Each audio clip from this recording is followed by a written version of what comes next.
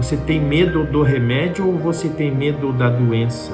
Eu teria medo de não ter remédio. Bom, você tem uma doença X, infelizmente não tem remédio. Hoje vamos falar sobre medo de medicamentos. Bom, o ano era 2152 a.C., numa planície na Mesopotâmia.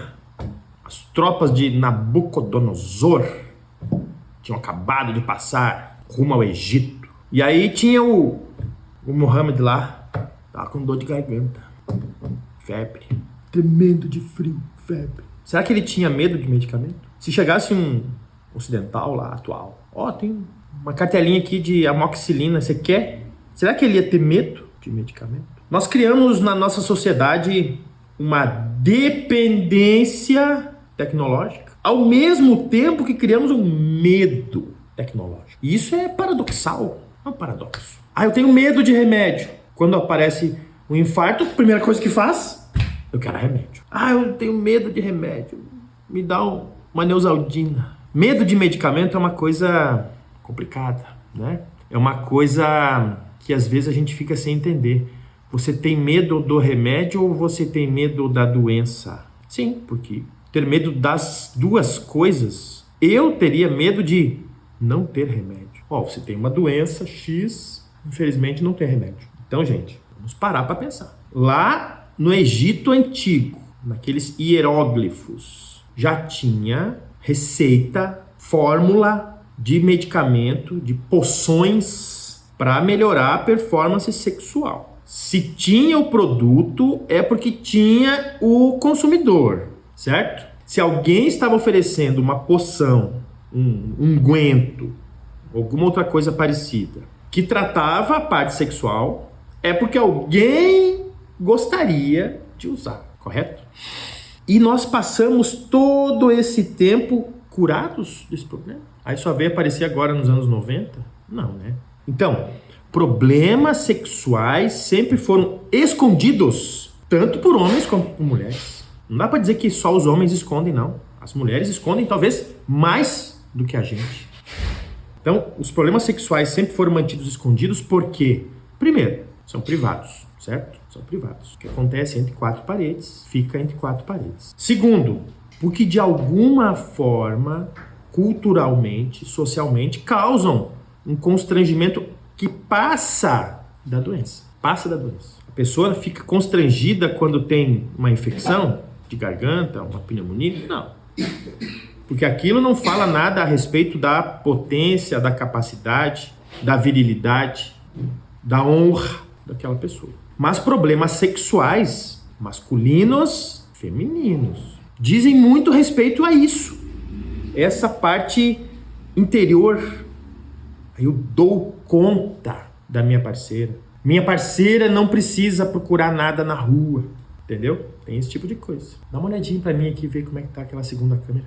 Tá bem enquadrada? No caso da mulher, ela muitas vezes passa por problemas seríssimos. Dor na relação, chama de dispareunia, né? Falta de vontade, ressecamento. Mas ela é obrigação, a sociedade, a religião, a família impôs para as mulheres a necessidade de ela estar sempre aberta e apta para o contato sexual do marido. Por isso ela não pode falar. Então, em caso de doenças normais, há uma certa expectativa em relação ao uso de medicamentos ou ao não uso de medicamentos. É até bonitinho uma pessoa, eu não tomo remédio para nada. Tô com dor de cabeça, não tomo remédio. Se tô com dor de barriga, não tomo remédio. Se tô com isso, não tomo. Beleza, sua escolha. Uma vida mais saudável, uma vida mais natural. Mas quando aparece um problema mais sério, é necessário você usar medicações, medicamentos. Ou outras terapias, que às vezes não são medicamentosas. A gente vive sempre com o objetivo de quê? De viver mais, de viver melhor. E os medicamentos podem nos trazer essa qualidade de vida que nós buscamos. Então, a indústria farmacêutica não é muito antiga, certo? Os alquimistas, os mexedores de plantas sempre existiram.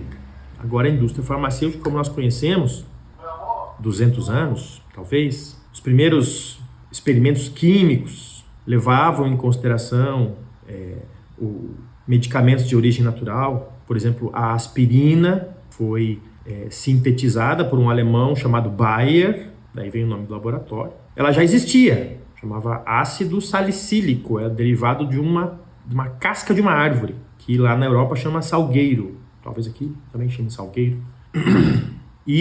Só que o ácido salicílico era muito, muito tóxico para o estômago. O ácido salicílico ainda hoje é usado para tratar, por exemplo, verrugas, porque ele queima a pele. Imagina o que fazia no estômago.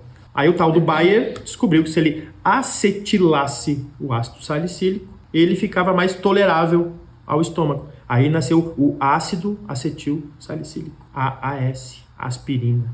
Isso fazem talvez 200 anos, nem isso. E aos poucos, e foi acelerando esse processo. A penicilina, da década de 30, não tem 100 anos ainda. O primeiro antibiótico. A penicilina demorou até para tomar uma certa força, só foi ficar mais disponível década de 40, década de 50. Fazem quantos anos isso? 70, 80 anos. E a penicilina, para nós, já é uma medicação ultrapassada, certo? Então, a expectativa de vida do ser humano na década de 50 era de 55 anos, 70 anos, 60 anos, porque qualquer coisa mais séria não tem remédio. Aí nós chegamos hoje, temos remédio para quase tudo. A disfunção erétil, a ejaculação precoce, a falta de libido são problemas médicos, certo? A gente não trata pneumonia na mesa de bar, assim como a gente não trata disfunção erétil na mesa de bar. O responsável por iniciar o processo de investigação, análise e instituir o tratamento é o médico. Não é o seu amigo que foi na farmácia, comprou Tadalafila por conta própria. Que maravilha! Saiu receitando para a família inteira. Não é esse cara, certo? Assim como ele não vai lá na farmácia, eu tomei um remédio, parou minha diarreia, vou dar para todo mundo na família. Ele não faz isso. Não faz. Correto? Eu fui na farmácia e comprei esse remédio para dor de cabeça, fiquei sem dor de cabeça, vou dar para os meus filhos. Não faz isso. Então, a automedicação nessa área, saúde sexual, também é por vergonha de procurar ajuda. Aquele mesmo que diz, será que eu não vou ficar dependente? Se você for olhar lá na gavetinha de remédio dele, ele tenta dar lá fila lá. Aquele mesmo paciente, às vezes, que entra em contato com a gente na Androclinic, pelo telefone, pelo site. Eu não vou ficar dependente dessa medicação. Medo de ficar dependente da medicação? Ou necessidade da medicação porque agora você tem 60 anos, tem 70 anos? Então, qual é o problema das pessoas? Primeiro, brasileiro é munheca. Ele gasta R$300, R$400 na mesa de bar, tomando cerveja e comendo calabresa, mas ele acha caro um tratamento de saúde. O brasileiro gasta R$300, R$400 na mesa de bar e acha caro pagar uma consulta no consultório médico. A consulta de convênio, estava passando por um paciente ontem, tem convênio que paga R$60 para o médico. O cara que corta meu cabelo cobra 120. E se você voltar lá depois de 15 dias, não é retorno. Tem que pagar de novo. Mas no médico, é retorno. Medicamentos para melhorar a saúde sexual. Aí nós temos duas linhas que se dividem e que são bem diferentes, mas muitas vezes complementares. Tratamento alopático. Os medicamentos realmente químicos. Tadalafila, sildenafila, vardenafila, arginina. Os antidepressivos para controlar ejaculação precoce, tem estudos em cima deles, tem literatura vasta em cima deles, que eles melhoram o perfil vascular, né? Melhoram o perfil vascular, deixam as artérias mais elásticas e assim por diante. E temos a linha das medicações naturais. As medicações naturais têm compostos lá dentro químicos, mas que ainda não receberam um nome, não receberam uma purificação que pudessem ser chamados de princípios químicos isolados, mas estão lá dentro. Assim como aconteceu com a casca do salgueiro, que deu origem ao ácido acetil salicílico, a aspirina, a maca peruana tem alguma coisa lá dentro que um dia será estudada e será, ó, é aqui o componente da maca peruana. O veneno da jararaca, dali se extraiu uma classe de medicações antihipertensivas. Se descobriu que a jararaca picava, aquele veneno se espalhava pelo corpo, fazia as artérias se dilatarem, a pessoa tinha uma hipotensão, choque e morria. Hipotensão, opa, esse veneno causa hipotensão? E o que causa hipotensão? E causar hipotensão é bom para quem? É bom para quem tem hipertensão. Tiraram uma classe de medicações chamada inibidores da ECA, entre eles enalapril, captopril, vocês todos já conhecem. Tá lá, derivado do veneno da jararaca. Então, lá dentro das medicações naturais, tem compostos químicos que têm ação sobre alguma estrutura, alguma função, alguma enzima dentro do nosso corpo. Então, nós sabemos que o Tribulus terrestris, ele não aumenta a testosterona, não. Não aumenta a testosterona. Ele aumenta a receptividade do receptor, facilita a ligação da testosterona existente com o receptor androgênico, melhorando a função da testosterona que a pessoa já tem. Mas funciona. Tem estudos aí que mostram ganho de massa muscular com o uso do Tribulus terrestris. Outras medicações, ioimbina. Ioimbina acelera o nosso metabolismo, acelera o coração, aumenta a contração do músculo cardíaco, dá mais energia, dá mais força, se usado em dose baixinha. A gente usa também para disfunção erétil, que deixa o sangue mais forte. Medicações que melhoram, por exemplo, o retorno venoso, melhoram a fluidez do sangue, deixam o sangue mais fininho, líquido. Ginseng coreano. Tem alguma coisa lá dentro do ginseng coreano que faz com que ele funcione. Ainda não chegamos lá, mas chegaremos. O ser humano não tem limites no conhecimento. Então, você tinha 20 anos, você tinha 30 anos, você tem 40 anos, e aí você descobre que tem hipertensão. Ai, doutor, eu vou tomar um remédio da hipertensão, eu vou ficar dependente. Você é um hipertenso que está com a pressão acima do normal. No momento que você iniciar o tratamento para pressão alta, você vai continuar sendo um hipertenso, que você é um hipertenso. Mas você não estará mais com a pressão desregulada. Entendeu a diferença? Ai, doutor, o meu pinto não levanta mais. Vamos analisar. Bom, chegamos à conclusão que você não produz mais testosterona suficiente. Então você está num processo de hipogonadismo. Você é um hipogonádico. Se nós te colocarmos uma reposição de testosterona, você vai permanecer com a testosterona normal, mas o seu testículo não funciona mais. Então, se você quiser ter uma vida produtiva a partir daqui, você vai ter que usar a reposição de testosterona, correto? Eu vou ficar dependente? Não, você já está dependente. Você já está dependente. Assim como você está dependente do remédio da pressão alta, assim como você está dependente do remédio da diabetes, assim como você está dependente de fazer as coisas certas na sua vida, assim como você está dependente de se alimentar todos os dias. Ah, doutor, eu já comi ontem, agora não preciso mais comer nunca mais, né? Precisa! Eu já tomei 4 litros de água ontem, aí hoje não preciso mais tomar água. Precisa!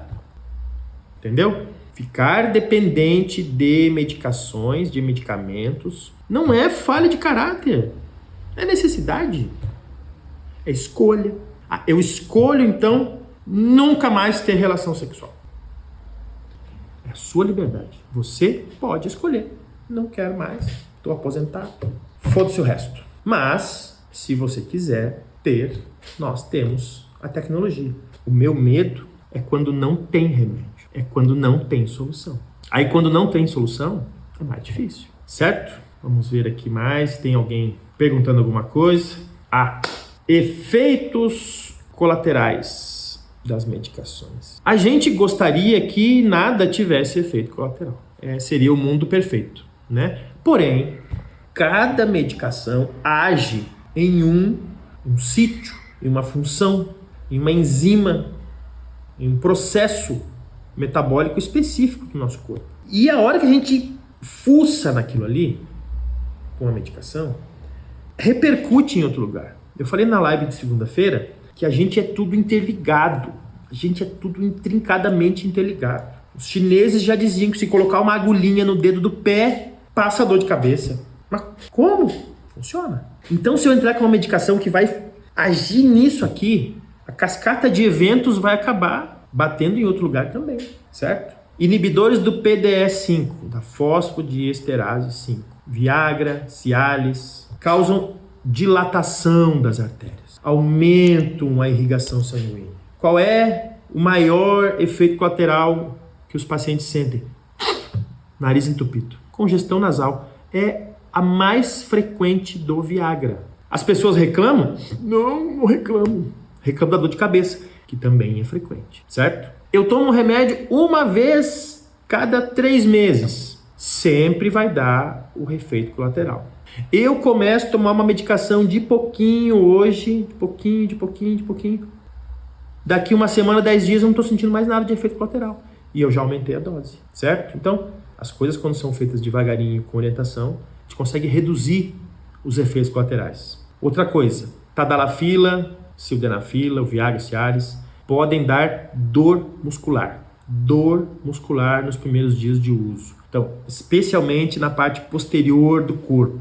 Coxa, panturrilha, lombar. É a musculatura que nos mantém em pé, certo? Dor muscular causada pela tadalafila. E aí, temos as interações medicamentosas. Nessa faixa etária, muitos pacientes, nós falamos na live de ontem, relação entre disfunção erétil e problemas cardíacos. Disfunção erétil faz parte do mesmo grupo de patologias da insuficiência coronariana, da doença arterial coronariana, certo? Então é muito comum o paciente já estar tomando uma estatina, uma rosuvastatina, uma atorvastatina, uma simvastatina e começa a tomar tadalafila junto. E aí muitos médicos não têm esse cuidado de iniciar devagarinho, porque a estatina causa dor muscular ou causa dano muscular e a tadalafila também causa dano muscular. E aí, às vezes, 1 mais 1 é 5.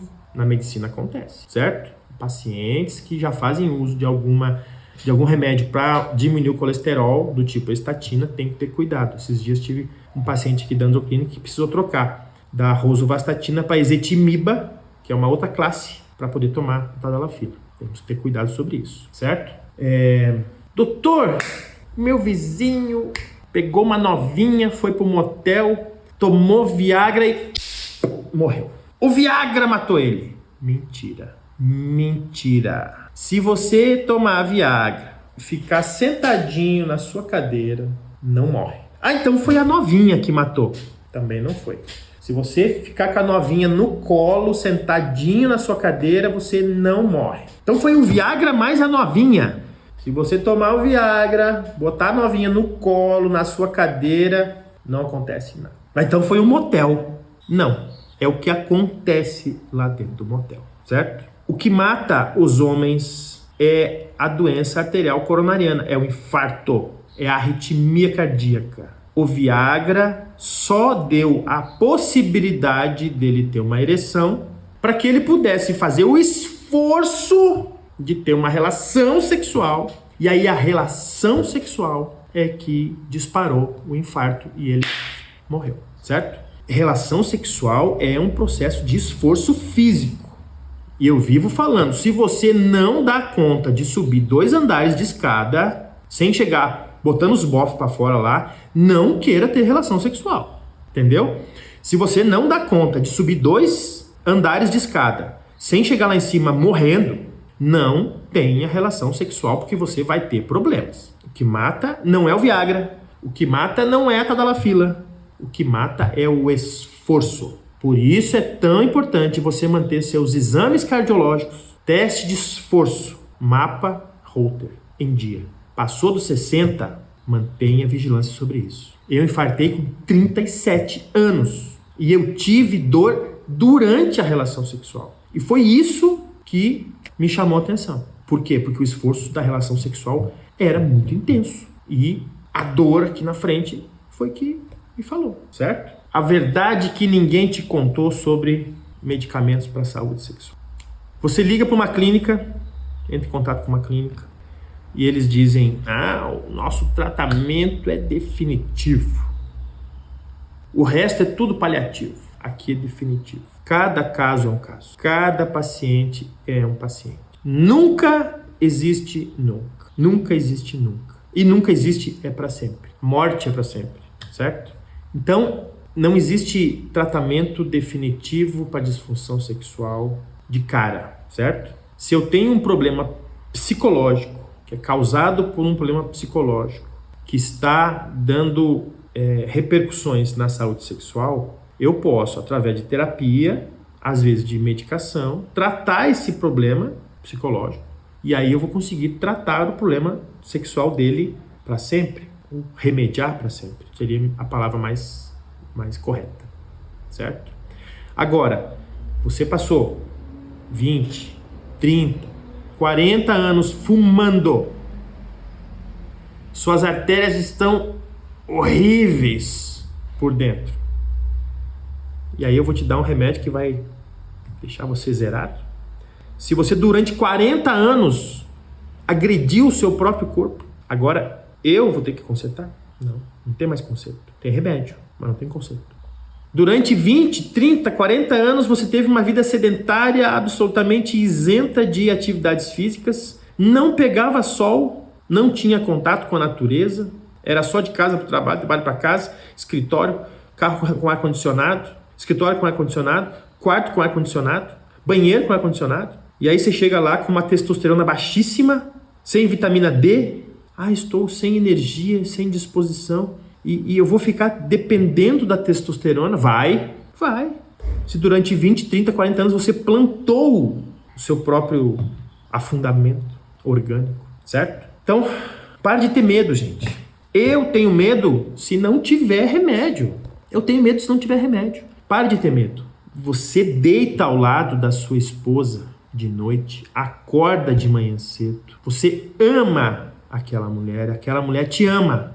E não há nada mais íntimo, mais gostoso, que aproxima mais o casal do que a relação sexual de boa qualidade. E você vai ficar tendo medo de tratar um problema médico? Eu teria medo se não tivesse tratamento, se não tivesse remédio. Mas tem.